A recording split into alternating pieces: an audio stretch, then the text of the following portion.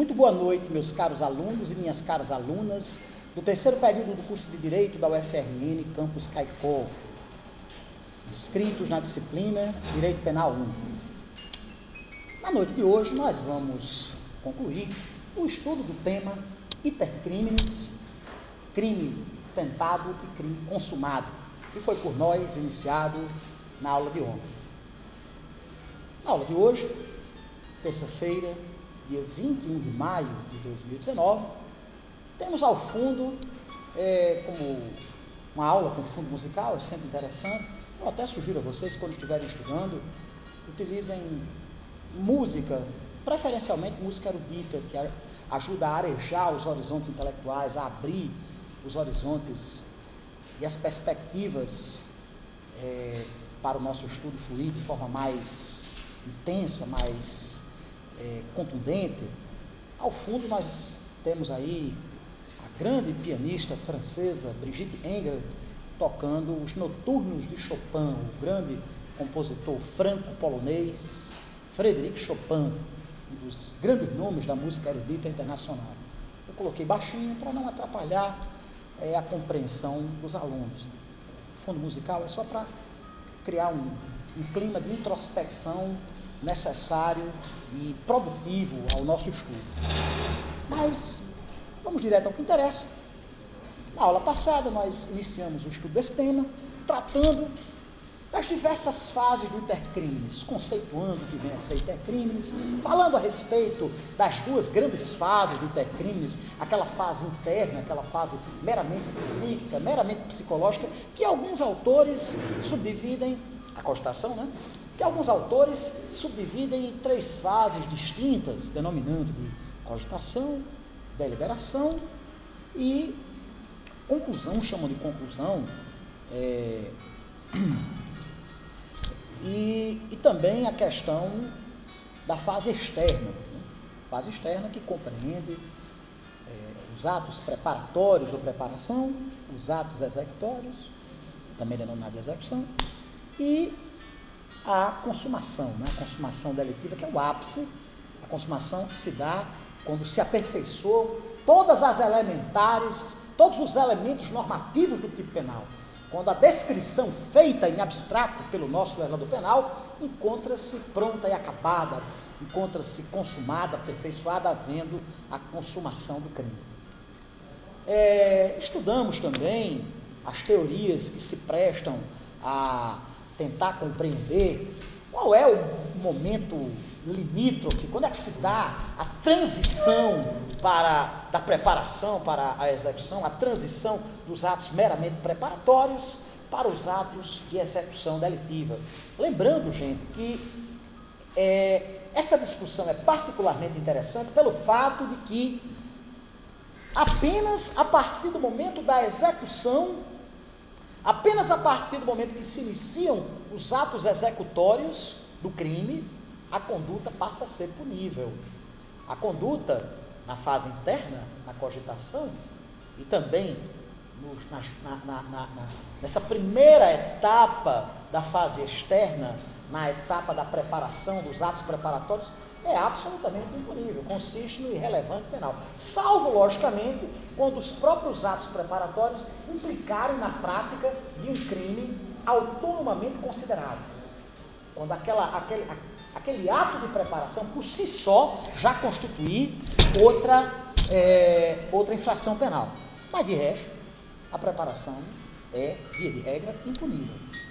Só passa a haver a imputação de um fato criminoso e, por consequência, só passa a haver a punibilidade da conduta a partir do momento em que o agente transpõe a linha fronteiriça entre a preparação e a execução. Os atos executórios, eles são puníveis perfeitamente, ainda que não haja a consumação delitiva. A maioria da doutrina entende que a execução inicia-se a partir do momento em que começa a ocorrer a prática do verbo nuclear da conduta, a partir do momento em que se dá a prática do núcleo do tipo, do verbo consistente numa conduta, seja ela comissiva ou omissiva. Muito bem. Esgotada essa primeira parte dos trabalhos da noite de hoje, que fizemos essa pequena recapitulação do que foi visto por nós na aula de ontem, na aula da segunda-feira, tratemos, gente, do que vem a ser a tentativa. A tentativa, primeiramente, é importante que nós façamos esse enfoque normativo. Ela encontra-se respaldada pelo nosso Estatuto Repressivo, lá no inciso 2º do artigo 14 do Código, que define a tentativa como sendo o início da execução de um crime que não se consuma por razões... Pois não, Isabel? Ah, pois não, minha linda, pois não, peraí, vamos lá. Melhorou? Beleza. Vamos lá. O crime tentado, ou tentativa, também denominado doutrinariamente de conatus. Nunca esqueçam-se dessa expressão. Conatus é a mesma coisa que tentativa ou crime tentado. É aquele em que a consumação delitiva não se alcança tão somente em razão de fatos, de circunstâncias alheias à vontade do agente. O crime não se consumou porque a polícia chegou no momento e efetuou a prisão do sujeito ativo do delito. O crime não se consumou porque o revólver, como se diz no jargão popular, bateu catolé. Porque o revólver travou, engasgou na hora que o indivíduo iria efetuar os disparos. O crime de roubo não se consumou porque o carro que os pretensos ladrões iriam empreender para realizar o delito deu prego na porta da agência bancária. O crime não se consumou porque no momento em que o agente iria estuprar a vítima do delito do artigo 213, o crime contra a liberdade sexual, o crime de estupro, o marido dela chegou e repeliu o ataque, repeliu aquele crime sexual, aquela ofensa ao direito à liberdade sexual daquela pessoa, daquela mulher. Né? Enfim, não se consuma o delito e se dá a forma meramente tentada do ilícito quando por circunstâncias alheias à vontade do agente, em que pese ele já ter se enveredado pelo caminho dos atos executórios, a consumação não aconteceu. Certo? Ou seja, a tentativa necessariamente importa em atos de execução. Até porque, como a gente disse na aula de ontem, não se admite a punibilidade da mera preparação ou da mera cogitação. Certo? A cogitação encontra-se na seara íntima do agente, encontra-se resvalada lá para o plano exclusivamente psicológico do agente. E a preparação, conforme os senhores e as senhoras viram na aula de ontem, conforme tivemos a oportunidade de ministrar, trata-se de algo, em regra, impunível. Né? De sorte que somente a partir da execução que se cogita da punibilidade do agente. Ou seja, os atos de tentativa são atos de execução. Ok? É necessário, portanto, que o sujeito ele tenha transposto a linha que separa, a linha fronteiriça que separa a preparação, a mera preparação, obviamente impunível, dos atos executórios, certo? E por forças estranhas, por razões alheias, por circunstâncias que não dependiam da vontade do agente, o crime acabou por não se consumar, certo?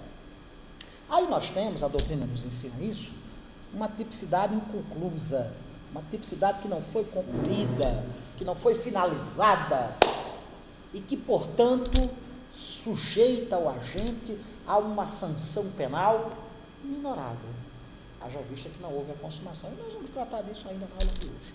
Né? Conforme eu disse às senhoras e senhores, A tentativa também é denominada de conatus, ou crime imperfeito, ou crime tentado. São várias as denominações que a doutrina nos aponta, né? O grande mestre Raul Zaffaroni chama de crime incompleto, certo? O crime incompleto contrariaria a definição de crime consumado. Enquanto que no crime consumado haveria a perfeita concretização dos elementos normativos, das elementares que foram previstas pela norma penal incriminadora, certo? Em abstrato, a tentativa, o crime se mostraria como incompleto, como imperfeito, e, portanto, não haveria a consumação delitiva. Okay? Vamos agora tratar... Alguma dúvida, gente? Por favor, pessoal, alguma dúvida, meus amigos? Pois não, grande Álvaro?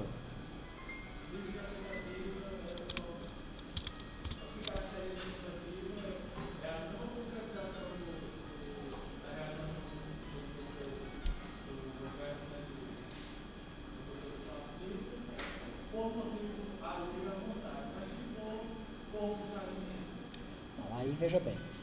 Se antes da consumação delitiva o agente desistir da prática do delito, certo? Pode haver duas situações diferentes que nós vamos tratar mais adiante. Há a situação da desistência voluntária e há a situação do arrependimento eficaz. Mas aí são institutos jurídicos que eu prefiro tratar no momento oportuno.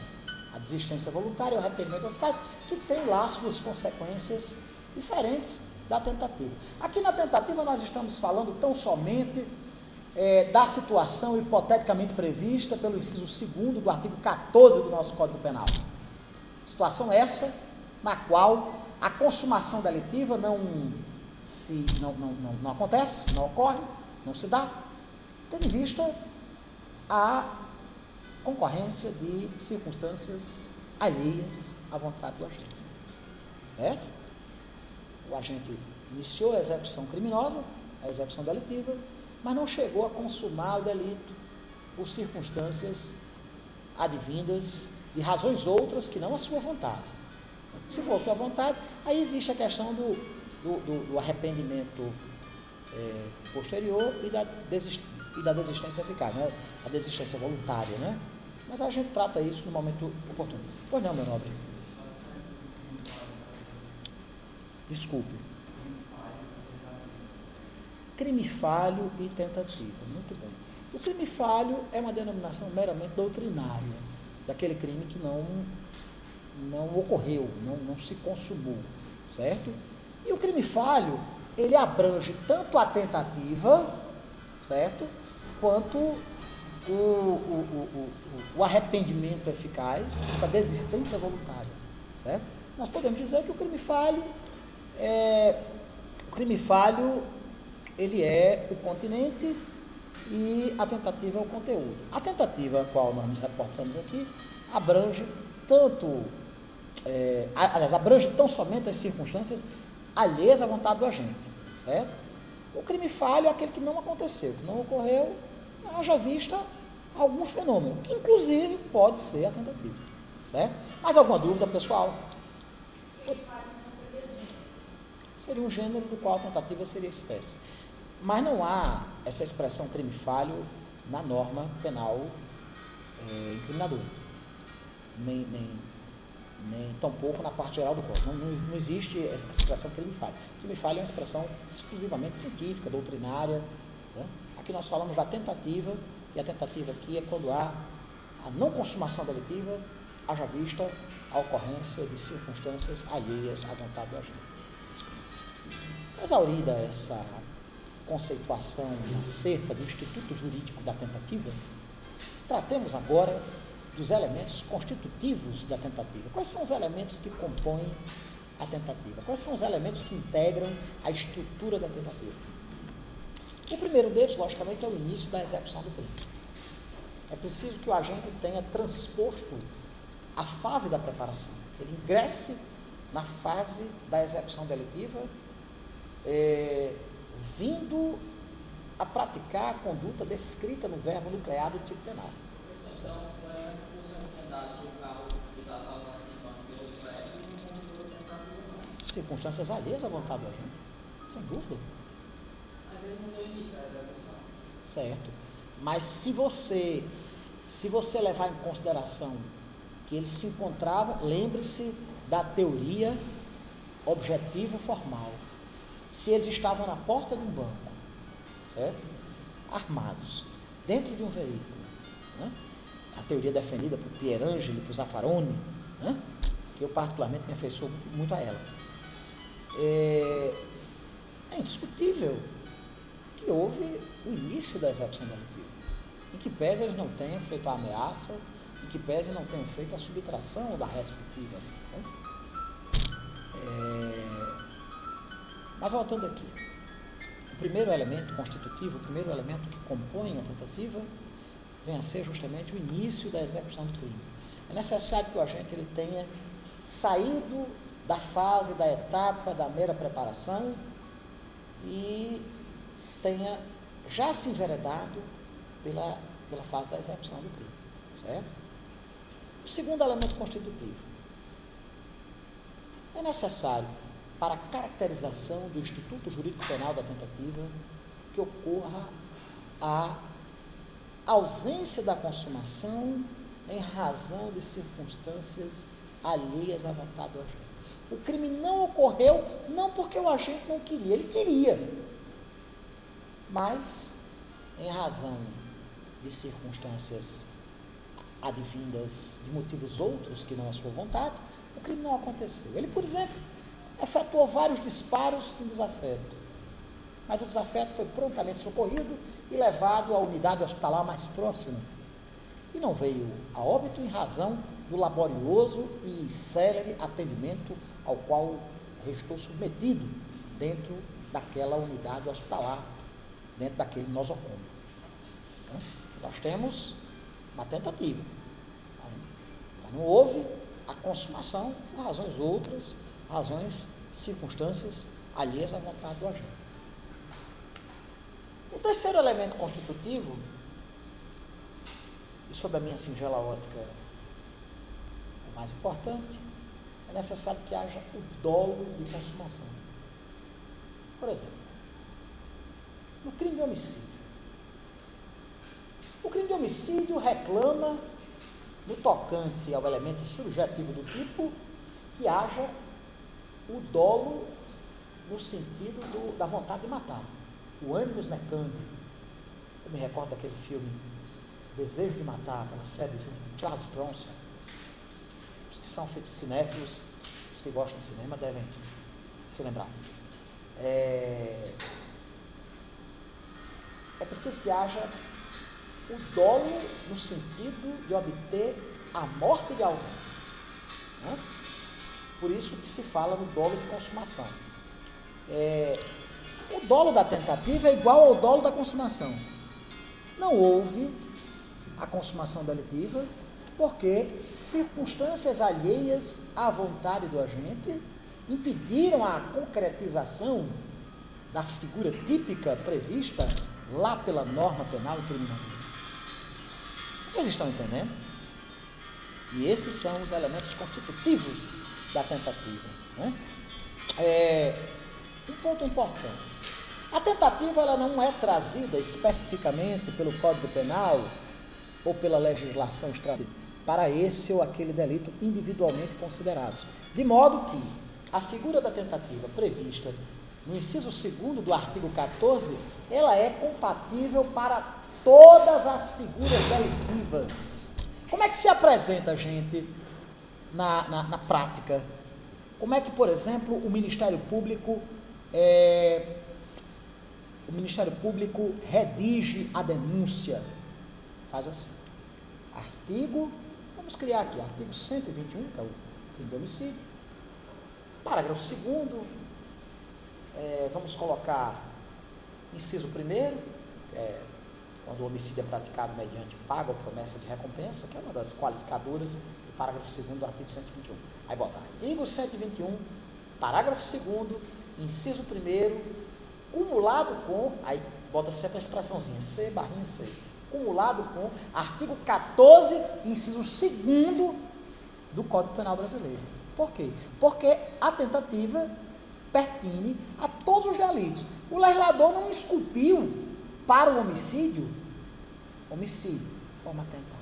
O roubo, artigo 157, parágrafo tal, forma atentada. Não. Você utiliza-se dessa regra do artigo 14, inciso 2º, a regra relativa à tentativa, para todos os crimes, sendo aplicável a tentativa a todos os delitos, nada obstante a legislação penal brasileira não perfazer a previsão da figura da tentativa para cada um dos delitos de forma individualmente considerada. Vocês estão entendendo? Alguma dúvida? Muito bem. Eu disse a vocês, se usa a definição do crime, o crime consumado, conjuntamente com a regra prevista. Né? Outro exemplo, você pega lá a tentativa de furto, o furto simples, artigo 155. Artigo 155, cumulado com o artigo 14, inciso 2º. Aí você já sabe que o furto não se concretizou, não houve a consumação delitiva da figura típica do artigo 155, por circunstâncias alheias à vontade do agente. Ok, pessoal? Alguma dúvida? Em razão disso, pode-se dizer que a norma relativa ao crime tentado, a norma definitora da tentativa, trata-se de uma norma de extensão, uma norma de ampliação da conduta.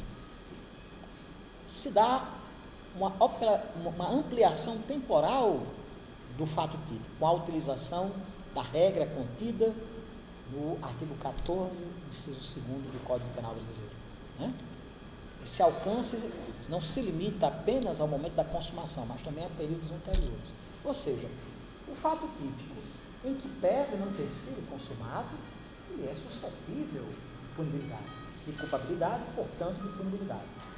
E aí nós temos, portanto, uma norma ampliadora da conduta, uma norma de extensão, que faz com que o crime, mesmo sob sua forma tentada, seja um fato culpável e, obviamente, punível. Certo?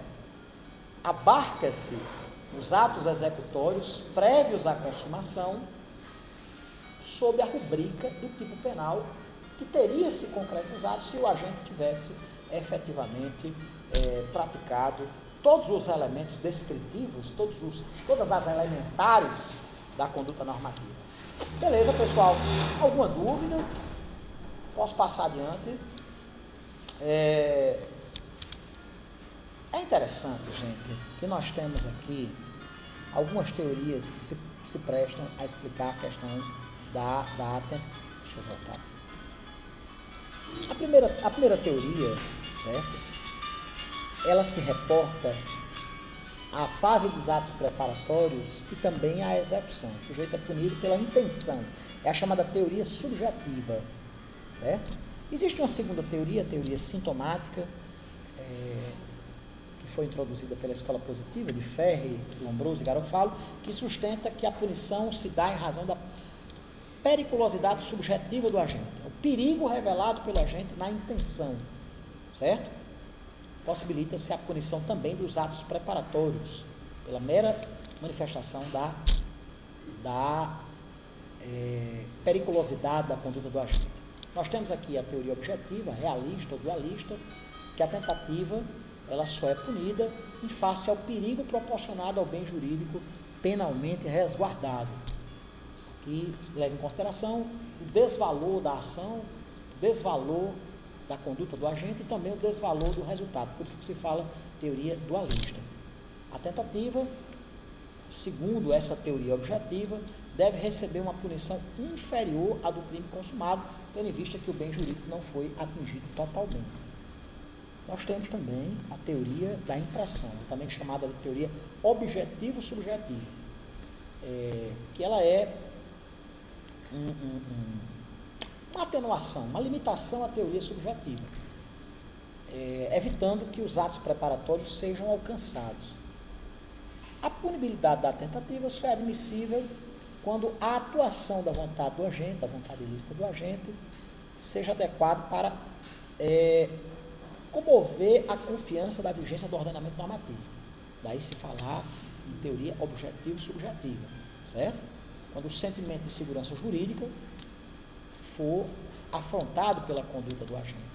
Qual é a teoria adotada pelo Código Penal brasileiro no tocante à punibilidade da tentativa?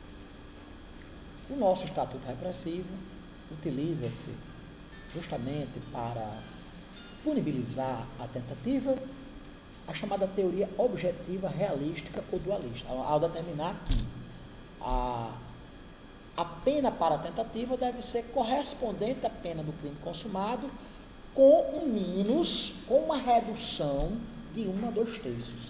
Nunca se esqueça, crime tentado. Pega-se a pena, que seria correspondente à forma consumada do ilícito, e se reduz de 1 a 2 terços, certo? Por quê? Logicamente que o desvalor do resultado criminoso proporcionado pela conduta do agente é inferior àquele que teria ocorrido caso houvesse a consumação delitiva. Ou seja, o autor do conatus deve ser submetido a uma sanção penal mais branda, na razão de 1 a 2 terços, certo? Como é que se chega, como é que se deve sopesar o quantum dessa redução? De 1 a 2 terços. Quanto mais próximo da consumação delitiva chegar o agente, quanto mais adiantado nesse percurso rumo à consumação, nesse caminho do crime característico do intercrimes, maior deve ser a pena e menor deve ser a redução, certo? Um detalhe interessante, de forma excepcional, em algumas situações específicas, a nossa norma jurídico-penal aceita a teoria subjetiva, voluntarística ou monista, que consagra na expressão salvo disposição em contrário. Né? Há casos restritos em que o crime consumado e o crime tentado comportam igual sanção penal. São chamados delitos de atentado ou delitos de empreendimento. Por exemplo, temos alguns exemplos aqui trazidos pela nossa norma jurídico-penal, pela nossa norma penal incriminadora. A evasão mediante violência contra a pessoa, que o preso ou indivíduo submetido a uma medida de segurança, ele usando de violência contra a pessoa, recebe igual punição àquele que se evade ou tenta se evadir do estabelecimento. Ou seja, o indivíduo que tenta fuga de um presídio, certo? Numa exceção monista, uma exceção subjetiva, em que se leva em consideração a vontade e não o resultado, certo? Ele deverá receber a mesma punição de que se ele tivesse conseguido consumar a evasão, certo? É uma das exceções legais à teoria objetiva, realista e dualista, que é a nossa a teoria consagrada pelo nosso ordenamento jurídico penal, certo? Outra exceção, a lei dos crimes eleitorais, o Código Eleitoral, melhor dizendo, trata lá no artigo 309 de uma situação em que a pena para o eleitor que tenta votar mais de uma vez ou tenta votar em lugar de outra é a mesma, independentemente dele ter consumado ou não o seu propósito criminoso, certo? Nós temos aí outra exceção monista à teoria dualista, outra exceção subjetiva à teoria objetiva adotada pelo Código Penal brasileiro, certo? Vamos lá. Qual é a natureza jurídica? Prestem atenção. Qual é a natureza jurídica dessa diminuição de pena na tentativa? Aqui nós temos uma verdadeira causa geral de diminuição de pena. Por que causa geral de diminuição de pena? Porque é uma causa de diminuição de pena encontrada na parte geral do Código, que se direciona a todos os delitos. As causas de diminuição de pena, elas podem ser gerais ou especiais. As gerais são as encontradas na parte geral do Código. As especiais são as encontradas nos crimes em espécie, lá na parte especial do Código ou na legislação extravagante, certo? Nos demais atos normativos que se reportem à matéria penal. Nós temos aqui uma causa, inclusive, obrigatória de diminuição de pena. Quando é que o órgão julgador, quando é que o juiz ou tribunal deverá perfazer esse exercício, diminuindo a sanção penal nessa razão de 1 a 2/3, pessoal? Na terceira fase da dosimetria penal. No terceiro momento da aplicação da norma penal incriminadora, quando da prolatação de um juízo condenatório, uma sentença penal condenatória, é que o juiz deverá apreciar, certo? A redução correspondente à tentativa. Um detalhe interessante, gente, é que essa redução é obrigatória. A liberdade do julgador reside tão somente na adoção desse ou daquele quantum de redução, certo? Ele deve sopesar, dentro desse limite legal, de 1 a 2/3. Ele tem a obrigação de reduzir, mas deve reduzir de acordo com o princípio do livre convencimento motivado, o princípio da persuasão racional do juiz, de acordo com o quanto cabível àquela situação, certo? Quanto mais próximo da consumação o agente tiver chegado, certo? Menor será a redução, menor deverá ser a redução, certo? Esse é o critério fundamental, é o critério decisivo sobre o qual deverá respaldar-se a decisão do magistrado no sentido da apreciação dessa causa geral de diminuição de pena, dessa causa obrigatória de diminuição de pena. Ou seja, o que deve levar em consideração o magistrado é a distância percorrida no intercrimes. Quanto menor tiver sido essa distância, maior será a redução. Quanto maior for essa distância, e, portanto, quanto mais próximo da consumação do sujeito ativo do delito chegar, menor deverá ser a redução. Dentro desse parâmetro, dentro desses limites legais que vão de 1 a 2/3, certo? De acordo com o que reza justamente o inciso 2º do artigo 14 do nosso Código Penal. Gente, nós temos, consultar só a hora, nós temos aqui, trazidas pela doutrina, algumas formas, algumas espécies de conatos, algumas espécies de tentativas. A primeira delas é a chamada tentativa branca ou incruenta. O que significa isso? Nessa tentativa, o objeto material do ilícito não veio a ser atingido pela conduta criminosa. Por que essa denominação de tentativa branca ou incruenta? Para se diferenciar da tentativa cruenta ou vermelha, levando em consideração o crime de homicídio, certo? A tentativa de homicídio, ela não importa no derramamento de sangue. Portanto, se diz tentativa branca ou incruenta. Assim, por exemplo, na situação hipotética que eu mencionei agora há pouco, do agente que efetua disparos de arma de fogo em direção a um desafeto, mas a consumação delitiva não se dá por defeito mecânico no dispositivo, porque a arma travou, bateu catolé, como se diz no jargão popular, haverá uma tentativa branca ou incruenta, tendo em vista que o objeto material do delito não se viu alcançado pela ação criminosa do agente. Em oposição a essa tentativa branca ou incruenta, nós temos a chamada tentativa vermelha ou cruenta, quando o objeto material do ilícito, ele veio a ser atingido pelo agente.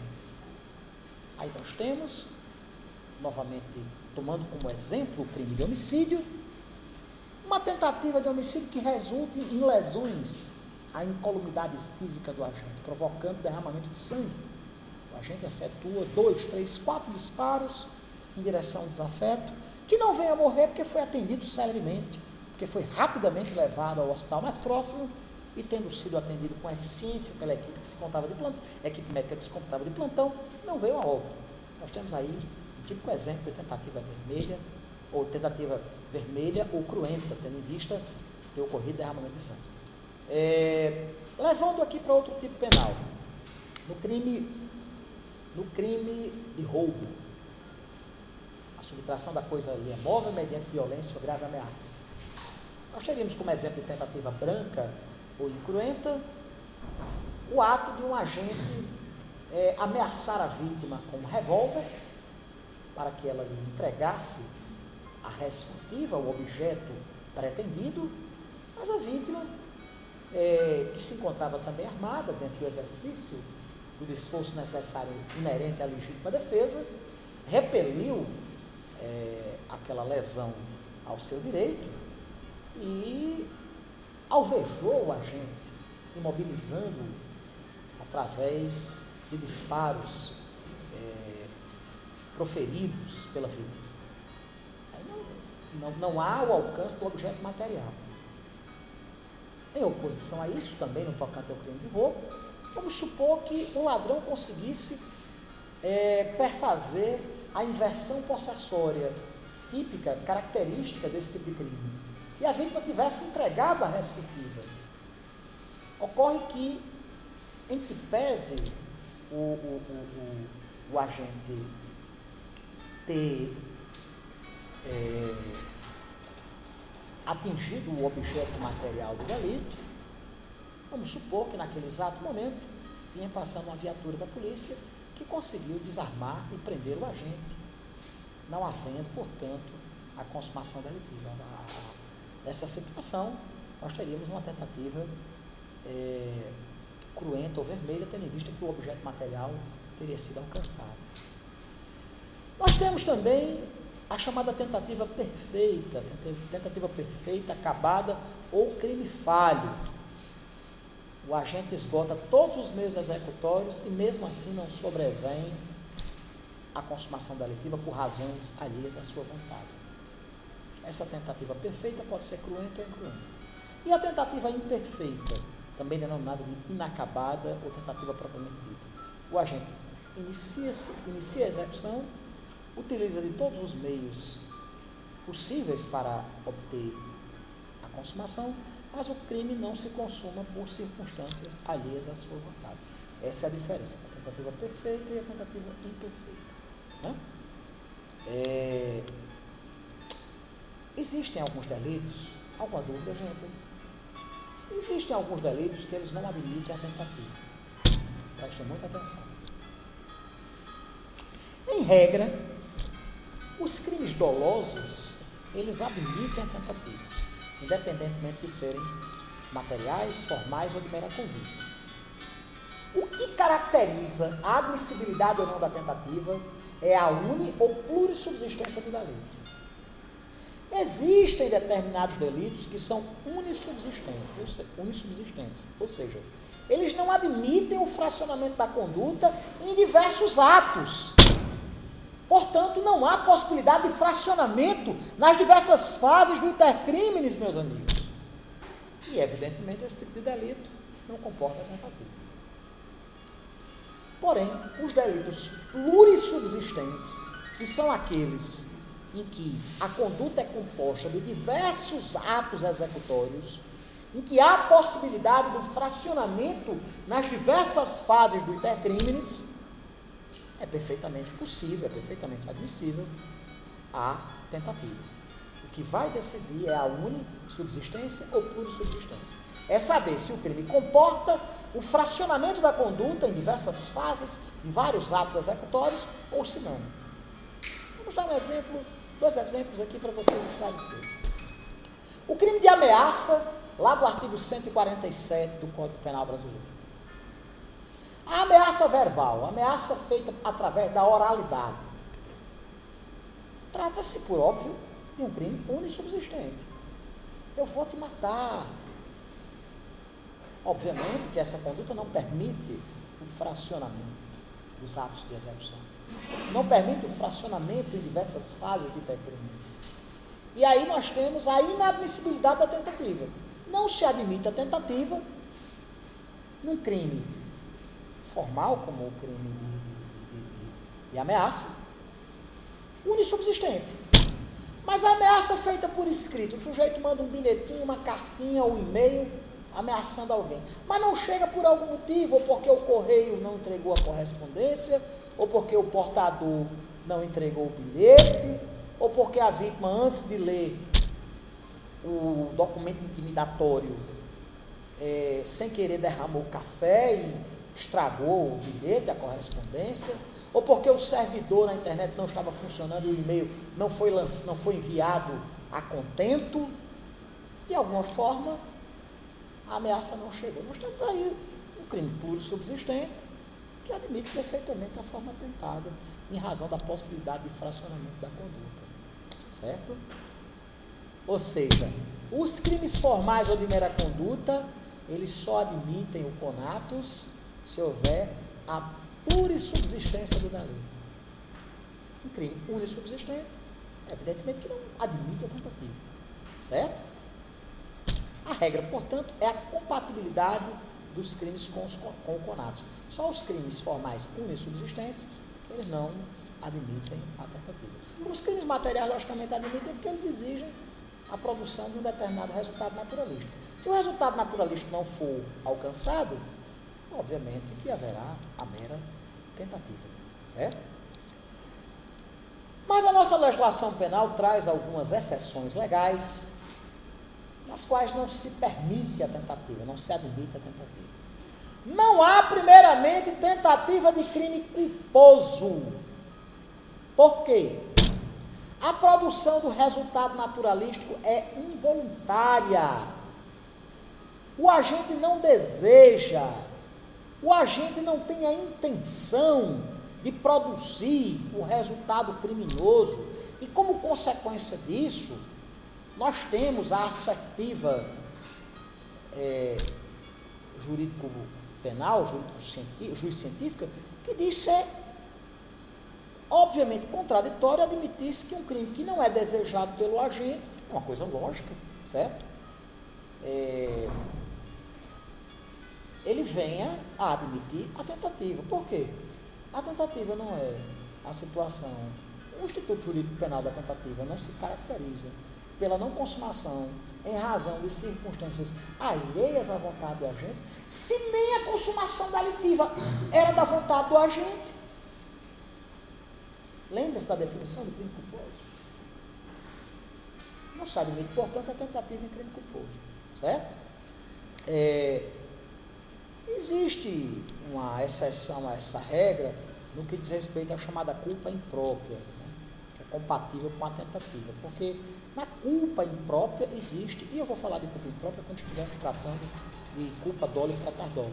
Quando na culpa imprópria há a intenção de produzir o resultado. Mas a culpa imprópria, a doutrina diz ser verdadeiramente uma espécie de dolo, punido por razões de política criminal como sendo de culpa, em razão da conduta ser amparada no chamado erro inexcusável quanto à ilicitude do fato. Mas isso aí a gente vai tratar quando estivermos tratando das espécies da culpa. Então vamos falar de culpa, dolo e tratar dolo. Ok? Muito bem. Então, está encerrada a aula de hoje. Tratamos do assunto intercrimes, crime tentado e crime consumado. Na próxima aula, na próxima quinta-feira, nós daremos continuidade ao estudo do programa da nossa disciplina. Eu vou aqui, em atenção ao que me foi solicitado no início da aula, dar por encerrados os trabalhos da noite de hoje, a fim de permitir que vocês façam a reunião da comissão de formatura. Não é, minha cara amiga Tânia? Boa noite a todos e a todas, que Deus os abençoe e até a próxima quinta-feira, onde teremos mais uma aula da nossa disciplina Direito Penal 1. Boa noite, pessoal, fiquem com Deus e até a